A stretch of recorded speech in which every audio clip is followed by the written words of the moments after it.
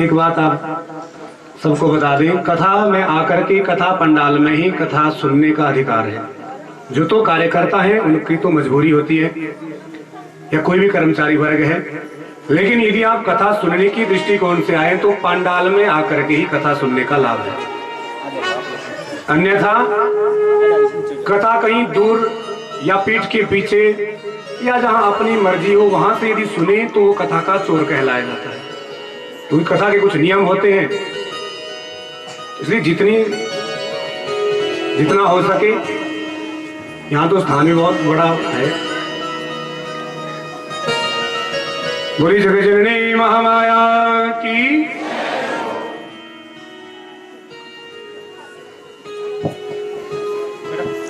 तो दोनों पति पत्नी ने मां भगवती का स्तवन किया, उनकी मूर्ति स्थापित कर ली नगर में, और जीवन पर्यंत मां भगवती की सेवा करते, पूजन करते। नवरात्रों में वर्ष में 2 बार।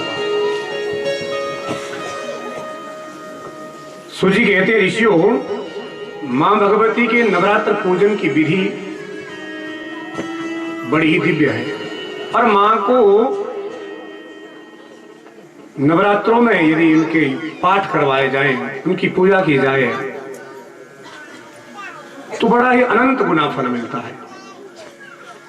अच्छा महाराज, सूजी ने जब ये कहा तो शौनक जी ने पूछ लिया, कृपा करके प्रभु ये बतला दीजिए कि माता की पूजा के विधान क्या है, और नवरात्रों में यदि देवी का पूजन करना तो उसकी विधि क्या है। तो देखिए सूजी कहते हैं ऋषियों, सबसे पहले यदि मां भगवती का घर में अनुष्ठान करवाना हो या कहीं भी सार्वजनिक स्थल में करवाना हो तो देवी भागवत के अनुसार जो मंडप का सबसे पहले परिणाम होता है कि माता की चौकी जो लगती है ना जी, उसका क्या परिणाम है, कितना प्रमाण है, कितने हाथ की होनी चाहिए वेदी। तो सूजी कहते ऋषियों, भगवती देवी का जहां पर पूजन हो, उनकी प्रतिष्ठा हो, मंडप जहां पर माता का बनाया जाए वो 16 हाथ लंबा होना चाहिए, उसका जो आकार है वो 16 हाथ होना चाहिए, और उसमें भी 9 हाथ तो उसकी लंबाई होनी चाहिए। इतना हाथ जो ये है, इससे नाप करके 9 हाथ तो लंबाई, और इससे ही 7 हाथ मंडप की चौड़ाई होनी चाहिए। ये भगवती देवी का जो प्रमाण है जिसके ऊपर माता की पूजा की जाती है।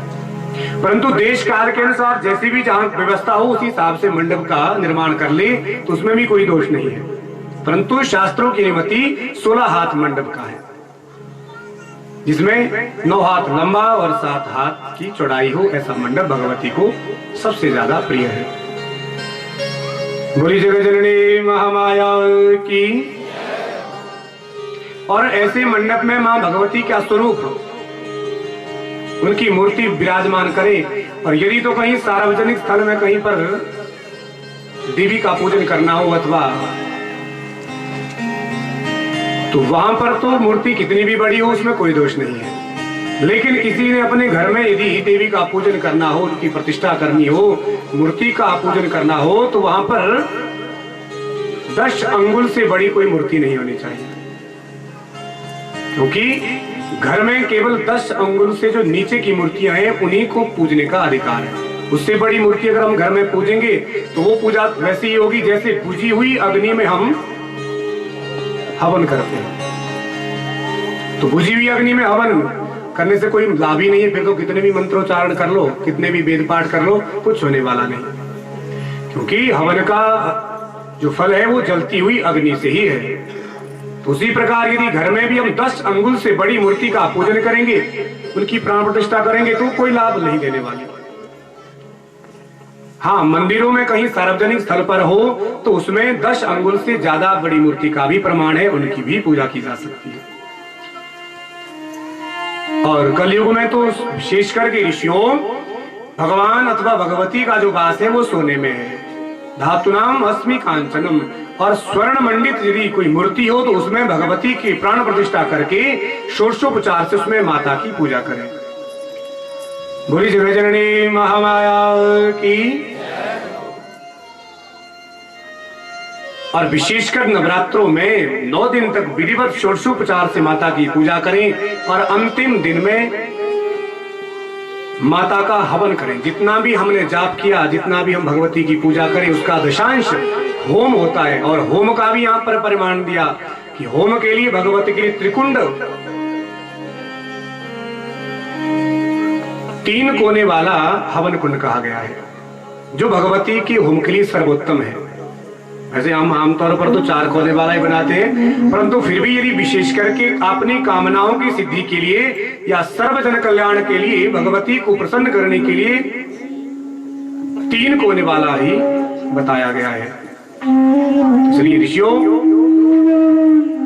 16 हाथ का जो प्रमाण चौकी का है, मंडप का है और 3 कोने वाला हवन कुंड का प्रमाण है, इसी से ही भगवती प्रसन्न होती है।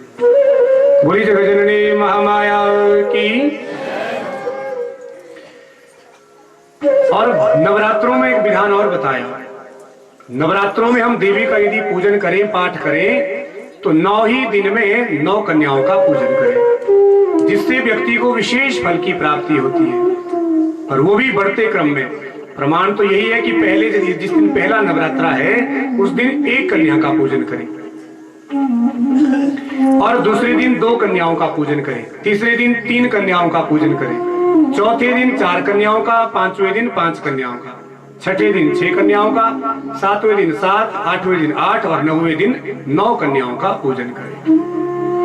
और ये बढ़ते क्रम में जो पूजन का फल है कन्याओं का, ये व्यक्ति को सर्व तत्वों की प्राप्ति करवा दे। जिस भी कामना के निमित्त व्यक्ति पूजन करे, उससे वो अवश्य ही मिल जाता है। ऐसे भगवती की पूजन की कन्याओं की महिमा है। बोली जगत जननी महामाया की। ऋषियों कन्याओं का पूजन करें, उसमें भी प्रमाण है कि कन्या कितने से कितने वर्ष की होनी चाहिए। कन्या पहली जो कन्या बताई गई है वो है 2 वर्ष। 2 वर्ष से कोई छोटी ना हो,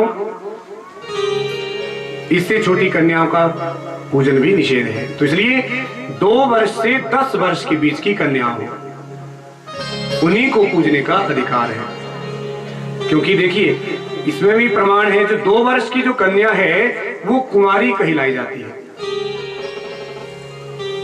और कुमारी का आवाहन ध्यान करके ही पहले दिन पहले नवरात्रि में 1 कन्या का पूजन करें और कुमारी का उसमें आवाहन करें, तो भगवती उनसे प्रसन्न हो जाती है। बोली जगत जननी महामाया की जय। उसके बाद दूसरे दिन 3 वर्ष की कन्या का पूजन करें, क्योंकि जो 3 वर्ष की जो कन्या है ये त्रिमूर्ति कहलाई जाती है। 3 वर्ष की कन्या में त्रिमूर्ति देवी का वास होता है, इसलिए दूसरे दिन उनका पूजन करके भगवती को प्रसन्न किया जा सकता है। बोली जगत जननी महामाया की जय हो। और तीसरे दिन 4 वर्ष की कन्या जो कल्याणी कहलाई जाती है उसका पूजन करें। 4 वर्ष की कन्या का पूजन करने से व्यक्ति का कल्याण हो जाता है, जिसमें भगवती का स्वरूप है। और 5 वर्ष की जो कन्या है वो रोहिणी कहलाई जाती है।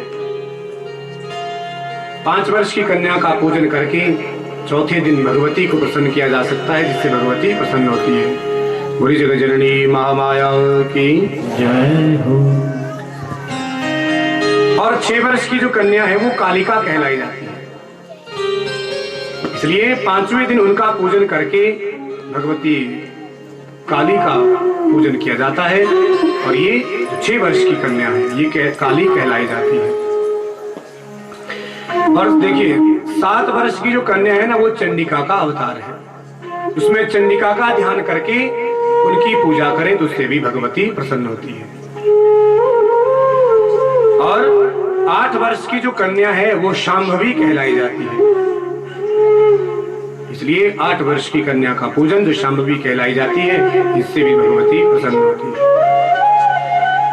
और 9 वर्ष की कन्या दुर्गा कहलाई जाती है, जो अष्टभुजी दुर्गा हमारे जो भारतवर्ष में जो प्रचलित है, 9 वर्ष की कन्या का पूजन करके भगवती दुर्गा प्रसन्न होती है। बोली दुर्गा भवानी की जय।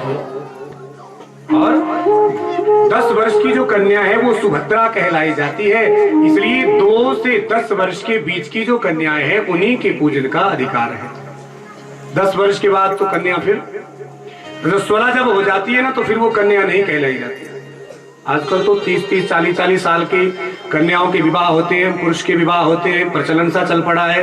उनके लिए फिर हम कुंडली मिलान करते हैं। तो शास्त्रों ने तो 11 वर्ष के बाद की कोई मिलान ही नहीं रखा है।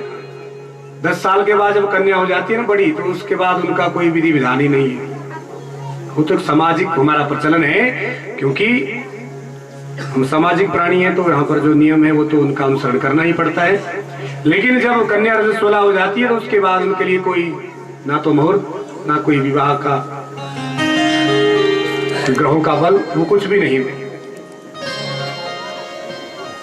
बोली जगत जननी महामाया की जय हो। और फिर देखिए, जिस व्यक्ति को कामना के निमित्त भगवती का पूजन करना हो अथवा कन्या पूजन करना हो, उनमें भी कन्या पूजन का विधान अलग अलग है। कौन सी कन्या को पूजन करके व्यक्ति कौन सा फल प्राप्त कर सकता है। तो सूर्य जी कहते हैं, ऋषियों, किसी व्यक्ति को सर्वसिद्धि प्राप्त करने के लिए यदि कन्या पूजन करना हो तो उस व्यक्ति को केवल और केवल ब्राह्मण कन्या का पूजन करना चाहिए।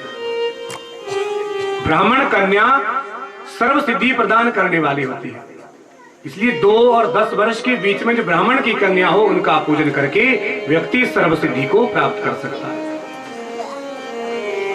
बोली जगत जननी महामाया की जय हो।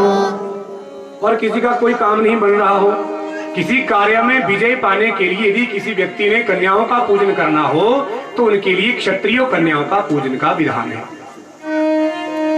क्षत्रियों की कन्या का पूजन करके व्यक्ति अपने कार्य में विजय प्राप्त कर सकता है, सूर्य जी कह रहे हैं। और महाराज,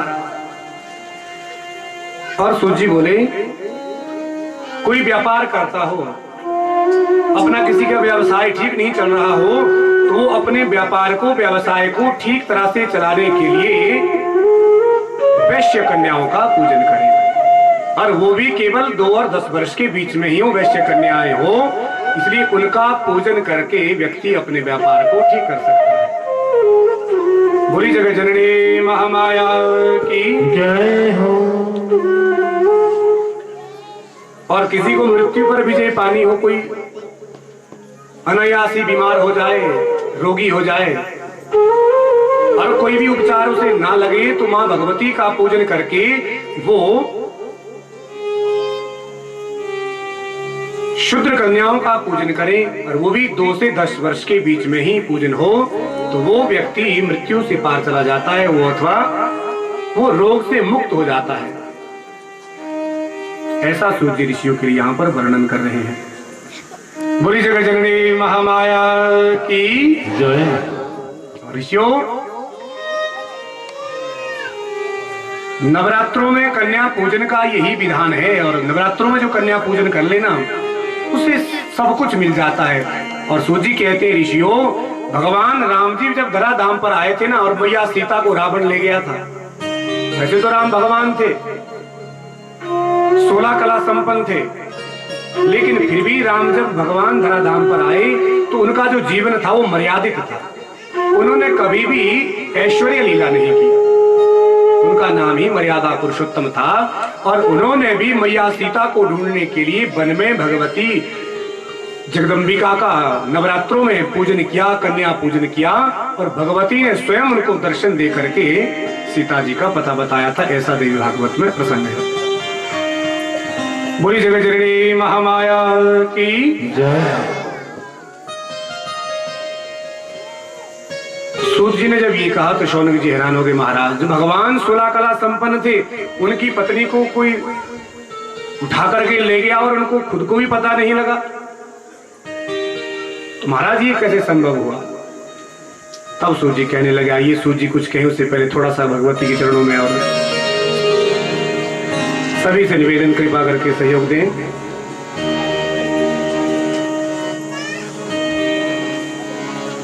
बोली जगह जननी महामाया की जय हो।